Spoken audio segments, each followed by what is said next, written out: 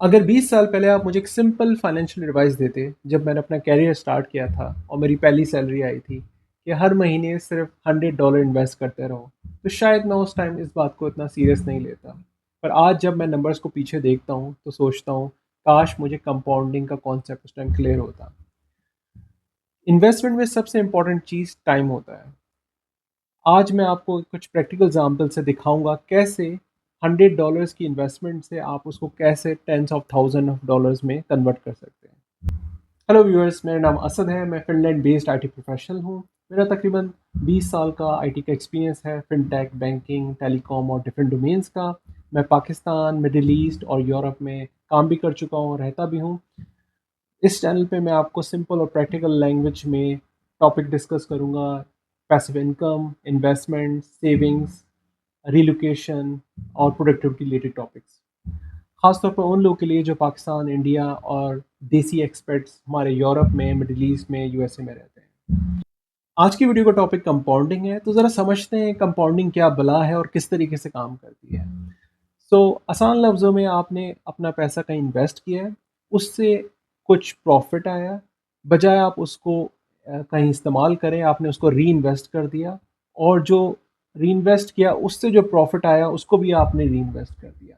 तो इस पूरे साइकिल को कंपाउंडिंग कहते हैं। यानी पैसे से रिटर्न बनाया, रिटर्न को री इन्वेस्ट किया, उसका भी जो रिटर्न आया वो री इन्वेस्ट किया। तो इस साइकिल जो चलता रहेगा, इस चीज़ को कंपाउंडिंग कहते हैं। जो लोग सबसे ज़्यादा मिस्टेक करते हैं, और जो मैंने खुद भी काफ़ी लेटली रियलाइज़ की अपनी जर्नी में, कि शुरू में ग्रोथ स्लो होती है, पर लेकिन जैसे जैसे आप उसको टाइम देते हैं, मनी प्लस टाइम का फैक्टर होता है, तो ये आपकी काफ़ी एक्सेलरेट कर जाती है।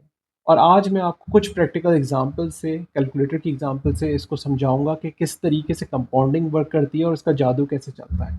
आइए, तो मैं आपको स्क्रीन पे शेयर करता हूँ। यहाँ पे हम इस कंपाउंड इंटरेस्ट कैलकुलेटर की मदद से डिफरेंट सिनेरियोज और एग्जांपल्स को टेस्ट आउट करते हैं, अम, और देखते हैं कि कंपाउंडिंग का मैजिक किस तरीके से काम करता है।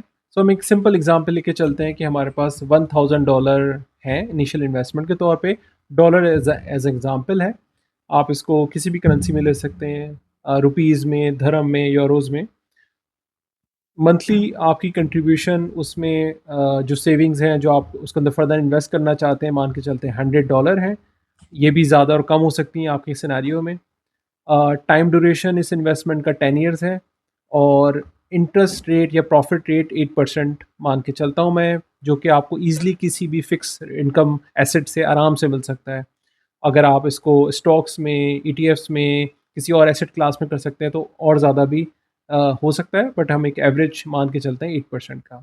और इस कैलकुलेशन की बेस पे देखते हैं कि आपने टोटल कितना इन्वेस्ट किया और आपको कितना profit at the end 10 years के बाद मिला। तो टोटल अमाउंट जो आ रहा है वो 19,542 आ रहा है, और आपकी जो कंट्रीब्यूशन है टोटल उसके अंदर वो 13,000 है। तो ऑलमोस्ट 7,000 के करीब आपको यहाँ पे प्रॉफिट मिल रहा है 8% के हिसाब से। तो ये नंबर जो आ रहा है, एक मैंने बहुत सिंपल एग्जांपल $1000 की ली, जिसमें आपकी कंट्रीब्यूशन $100 पर मंथ है, और जो प्रॉफिट आप अर्न कर रहे हैं 8% पे, वो इसके अंदर री इन्वेस्ट होता जा रहा है। तो बताने का मकसद, और अगर मैं इस टेबल में नीचे जाऊँ तो आपको और अच्छे से इसको क्लियर आउट होगा, क्योंकि ये ईयर बाय ईयर इसके अंदर समझाया हुआ है। तो 1000 से आपने अपनी जर्नी स्टार्ट की, और आपने कंट्रीब्यूशन अपनी $100 डालते रहे, और जो प्रॉफिट आता रहा वो भी रीइन्वेस्ट हुआ। तो आप अगर इसके अंदर इसका पैटर्न देखें, शुरू के ईयर्स में आपको इतना इसका डिफरेंस फील नहीं होगा, बट जैसे जैसे पाँचवें छठे साल के बाद आप देखेंगे इसकी ग्रोथ में इजाफा होता है। तो यही कंपाउंडिंग का असल मैजिक होता है, कि जब वो अपने सर्टेन टाइम के बाद जब वो एक्सेलरेट होता है, तो उसकी कंपाउंडिंग एक मल्टीप्लायर इफेक्ट आ जाता है। अगर आप अब इसी एग्जांपल को इसमें कुछ बेहतर नंबर्स डालें या रेट डालें, जैसे अगर मैं यूएस स्टॉक्स की बात करूं, तो वहाँ पे पिछले सालों में अगर हम एवरेज भी लें, जैसे एसएनपी और एसपीयूएस ईटीएफ्स की, हलाल जो ईटीएफ है, उसके अंदर 12-13% आराम से आप जनरेट कर सकते हैं। या नया पाकिस्तान सर्टिफिकेट जो पीकेआर में है, उसके भी रेट तकरीबन 11-12% है।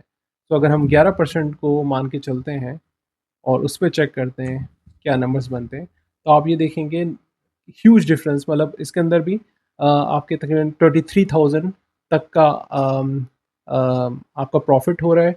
और अगर हम इसको टेबल की फॉर्म में देखें तो यहाँ पे भी आपने अपनी जर्नी 1000 से स्टार्ट की और कंट्रीब्यूशन आपकी वही 13,000 टोटल हुई, लेकिन आपको एट द एंड तकरीबन 23,000 तक पहुँच रहे हैं। तो बताने का मकसद ये है कि कंपाउंडिंग में जो सबसे इम्पोर्टेंट चीज़ होती है वो टाइमिंग का फैक्टर होता है, कंसिस्टेंसी होती है। लोग शुरू में जब इन्वेस्ट करना स्टार्ट करते हैं वो देखते हैं कि इतना मुझे प्रॉफिट नहीं मिल रहा शुरू के सालों में और शुरू के टाइम में, और वो वहाँ पे इसको स्टॉप कर देते हैं। तो ये सबसे मेजर मिस्टेक होती है। अगर आपको ये वीडियो पसंद आई हो और आप चाहते हैं इसी तरह सिंपल और practical videos passive income, personal finance, investment, US stocks, ETFs के बारे में, तो मेरा चैनल लाइक और सब्सक्राइब ज़रूर कीजिएगा और कमेंट्स में अपना फीडबैक ज़रूर दिएगा। Thank you.